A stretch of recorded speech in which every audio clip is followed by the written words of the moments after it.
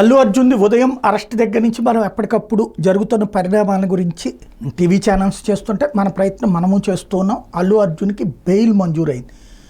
ఆర్నాబ్ గోస్వామి ఉదంతంలో అప్పుడు ఎలాంటి స్పందన అయితే ఇచ్చిందో సుప్రీంకోర్టు, అదే స్పందన ఇప్పుడు హైకోర్టు ఒక్క పూట కూడా అతను జైల్లో ఉండటానికి వీల్లేదు, అతనికి ఉన్నటువంటి వ్యక్తిగత హక్కుకి భంగకరం అన్నటువంటి వాదనలతో ఏకీభవించింది. తక్షణం బెయిల్ మంజూరు చేస్తూ, మధ్యంతర బెయిల్ మంజూరు చేస్తూ ఈ కేసును తదుపరి విచారించడానికి వాయిదా వేస్తూ తక్షణం బెయిల్ మంజూరు చేసింది. 50,000 రూపాయల పూచికత్తుతో విడిచిపెట్టమని చెప్పింది.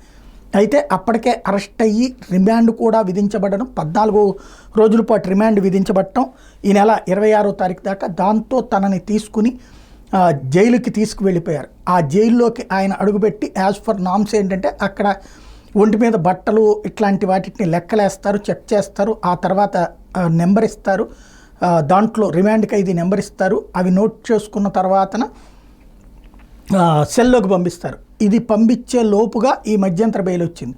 ఇప్పుడు దీంట్లో లెక్క ఏంటంటే పూచికత్తు 50,000 పూచికత్తు అంటే ఈ ఖైదీ నెంబర్ అయితే మెన్షన్ చేయాలి, చేసి రిమాండ్ ఖైదీ నెంబర్ వెంటనే బెయిల్ వచ్చిందని ఇవ్వాలి. అయితే ఇక్కడ బెయిల్కి కూడా ప్రధానమైనది ఇన్ టైంలో తీసుకుని వెళ్ళాలి. ఆ ఇన్ టైంలో తీసుకువెళ్ళేటటువంటి ప్రయత్నమే మధ్యంతర బెయిల్ కాబట్టి వేగంగా తీసుకుని వెళ్ళే ప్రయత్నం చేశారు. ఇక్కడ చాలా పకడ్బందీగా జరిగినటువంటి కుట్ర. శనివారం సెకండ్ సాటర్డే ఆదివారం కోర్టు ఉండదు కాబట్టి 2 రోజుల ముందు కరెక్ట్గా శుక్రవారం మధ్యాహ్నం అరెస్ట్ చేసి సాయంత్రం 4 గంటల టైంలో 2:30-3 గంటల టైంలో కోర్టులో ప్రొడ్యూస్ చేసేసి అక్కడి నుంచి రిమాండ్కి పంపించేటటువంటి కార్యక్రమం.